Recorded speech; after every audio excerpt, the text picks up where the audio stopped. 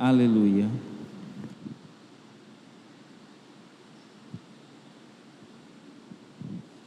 Senhor esteja convosco.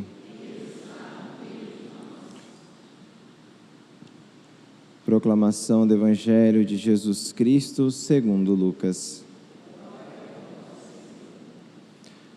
Naquele tempo, o anjo Gabriel foi enviado por Deus a uma cidade da Galileia chamada Nazaré, a uma virgem prometida em casamento a um homem chamado José.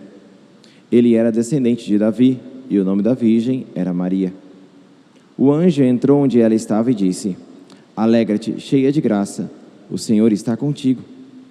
Maria ficou perturbada com essas palavras e começou a pensar qual seria o significado da saudação. O anjo então disse-lhe: Não tenhas medo, Maria, porque encontraste graça diante de Deus. Eis que conceberás e darás à luz um filho, a quem porás o nome de Jesus. Ele será grande, será chamado Filho do Altíssimo, e o Senhor Deus lhe dará o trono de seu pai Davi. Ele reinará para sempre sobre os descendentes de Jacó, e o seu reino não terá fim. Maria perguntou ao anjo: Como acontecerá isso, se eu não conheço homem algum? O anjo respondeu: O Espírito virá sobre ti, e o poder do Altíssimo te cobrirá com sua sombra. Por isso, o menino que vai nascer será chamado Santo, Filho de Deus. Também Isabel, tua parenta, concebeu um filho na velhice. Este já é o 6º mês daquela que era considerada estéril, porque para Deus nada é impossível.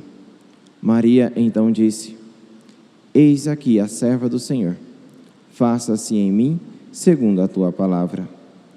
E o anjo retirou-se. Palavra da salvação.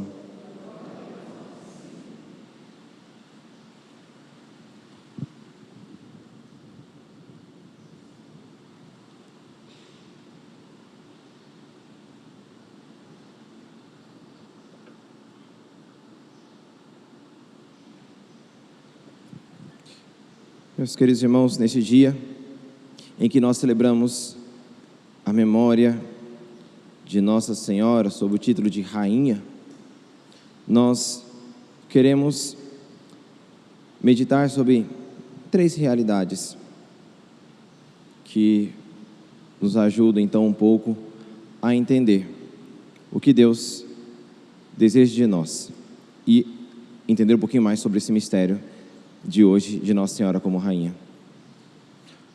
No final do Evangelho de Lucas, Nossa Senhora, no final do Evangelho de hoje, Nossa Senhora termina dizendo: Eis aqui a serva do Senhor, faça-se em mim segundo a tua palavra. Um sim de Maria mudou tudo. Quem ela era antes do sim? Era a serva do Senhor. Quem ela se tornou depois do sim? A rainha. Vejam como que um sim muda tudo. Como que um aceitar a vontade de Deus muda toda uma história. Eleva toda uma criatura. Olhando para o sim de Maria, nós queremos aprender também em nós, em cada dia, a dar-nos o nosso sim. E como nós podemos entender isso na prática, Padre? Para que, dessa forma, olhando para todo esse mistério, possamos viver a vontade de Deus. Vou pegar um exemplo, e isso nos ajuda a alargar o horizonte e assim então entendermos como isso se encaixa na nossa vida. Uma certa mulher tem o seu esposo, seu marido, e este marido é bêbado. Cai dia e noite naquele vício da bebida. Ela tem o desejo de que o marido saia daquele vício, daquele pecado. Ela está inquieta com aquela vida que ali está, e ela tem repulsa por todo aquele pecado que o seu marido comete. Ela está insatisfeita com tudo aquilo, porque, é lógico, aquilo ali não agrada a Deus.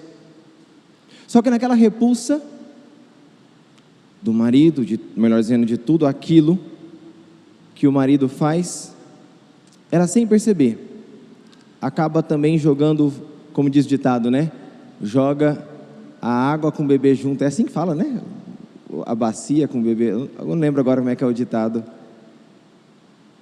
Ela acaba também jogando algo valioso que está escondido ali. Ela olha para aquele campo, que é a vida do marido, ou melhor dizendo, que é a vida dela, e vê naquele campo um campo estéril, um campo seco, como nessa sequidão que estamos, né, aqui em Mato Grosso.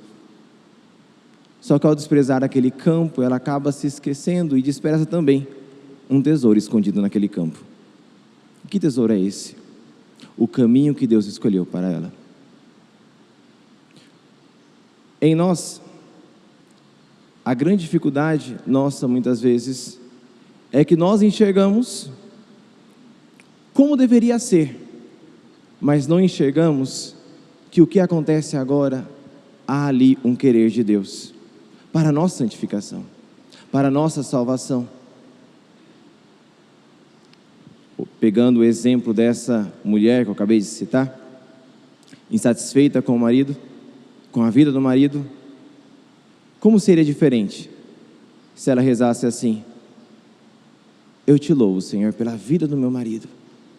Eu te louvo, Senhor, por estar com ele. Eu te louvo, Senhor, por me dar a graça e a oportunidade de amá-lo como me amaste.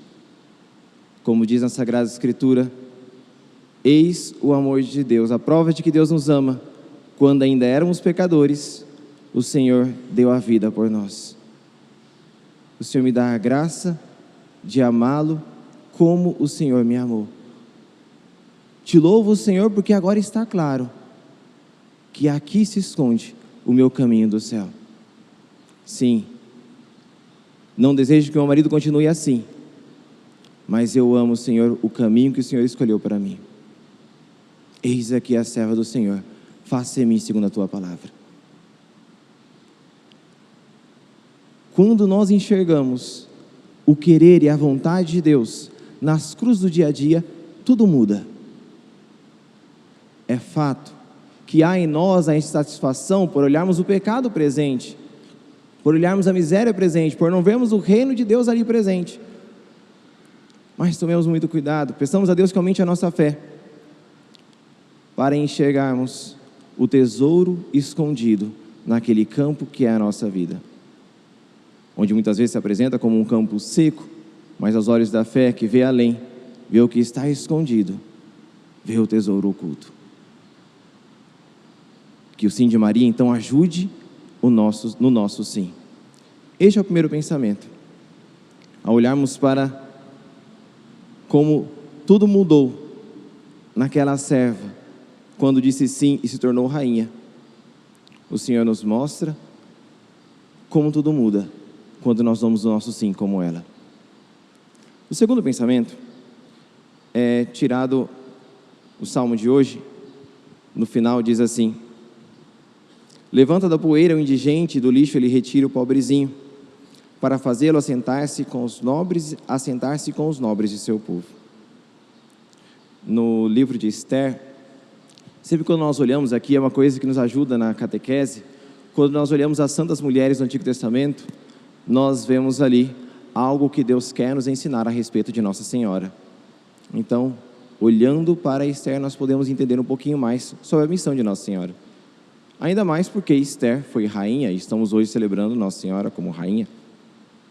No livro de Esther, só que resumindo a história, lá pelas tantas, Esther, casada com Assuero faz um decreto para então, mandar matar todo o povo judeu. Ele não sabia, de toda aquela situação, fez isso por causa de Amã, que era o seu braço direito, e então havia ludibriado ele para assinar esse decreto injusto.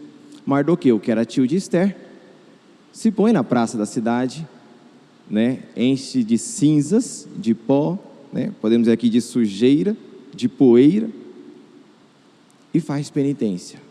Lá pelas tantas, Esther vai até ele, pergunta por que está fazendo isso e tudo, e o seu tio Mardoqueu a faz lembrar, não pensas que por estar no palácio, não serás atingida por isso. Ou seja, é como se ele dissesse assim: você está ali nessa qualidade de rainha, não só por você, mas por nós também.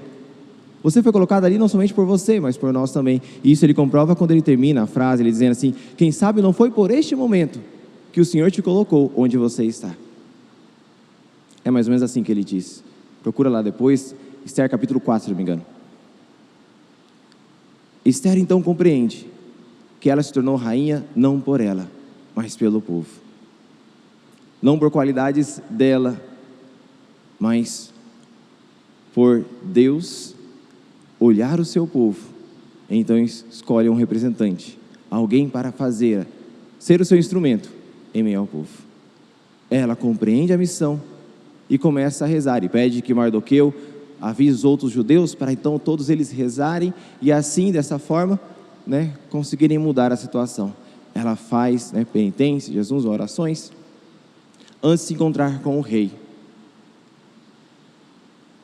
Naquela altura, na oração, ela já havia compreendido o mistério de sua vida, a sua vocação, o seu chamado. O rei por 3 vezes diz a ela, algo parecido com o que o Herodes disse, para Herodíades, pede o que quiseres e eu te darei, ainda que seja metade do meu reino, eu te darei. Diz isso uma vez, diz isso outra vez. Na 3ª vez, Esther responde algo mais ou menos assim: Senhor, meu rei, se era o teu agrado, isto é, se você me ama, dá-me o que eu mais desejo, o meu povo. Dá-me a vida do meu povo. Ela pede de presente isso. E por que isso nos ajuda a entender um pouquinho o mistério de Nossa Senhora como rainha? A Virgem Maria foi colocada no trono do céu por nós, pensando em nós, que o Senhor lá ela colocou. Assim como Esther foi colocada para a vida do seu povo, a Virgem Maria foi colocada por nós naquele lugar. Olhando também na oração de Esther, nós vemos um pouco a missão de Nossa Senhora. Pois é verdade que o rei Assuero amava muito a sua esposa, a rainha Esther, e muito mais, amava Deus, o Pai, a Virgem Maria. Pois, enquanto o rei Assuero estava disposto a dar metade do reino, o Pai Celeste deu o próprio reino de Deus, que era Cristo, a ela. E o que faz a Virgem Maria diante dessa grande prova de amor do Pai? Pede o que quiseres, eu te darei. Ó Maria, pode pedir aí, sei lá, vamos criar um duplex aqui no reino do céu, posso criar aqui uma extensão, um puxadinho a mais para você aqui, posso te dar aqui, ali, um domínio a mais no paraíso. O que ela pede?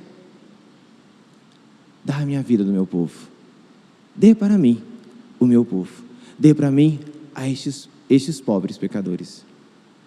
E aqui nós podemos colocar o nosso nome. A Virgem Maria diz ao Pai: dê a mim o Padre Raul, dê a mim o seu José. A Virgem Maria que pede com um presente de Deus cada um de nós. E não pensemos, meus queridos irmãos, que isso desagrada a Deus, pois o amor que inflama no coração do Pai e do Filho, que é o próprio Espírito Santo, inflama também no coração da Virgem. Se fosse contrário, ela nunca seria rainha.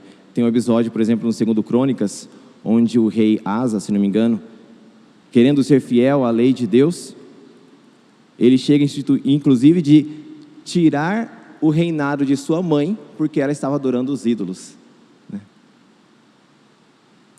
A Virgem Maria, fiel a Deus, e por isso pede aquilo que no fundo o próprio Deus já queria conceder a ela: a vida do meu povo. Por fim, nós temos a passagem de Isaías, e na passagem de Isaías diz, um pouco falando do povo que andava na escuridão.